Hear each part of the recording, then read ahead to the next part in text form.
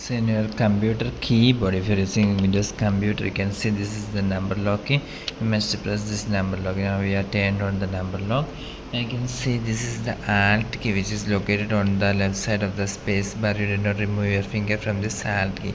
That is, you must press and hold this Alt key. At the same time, you can type in this area 9795. So after tapping 9795, you can release your finger from this Alt key. So if you are you must try this after opening your Microsoft Word in your Windows computer, and you can see that this symbol, the symbol of Jupiter, planet Jupiter symbol have been alright. So this is the shortcut Alt 9795 used for creating this symbol in your Windows computer.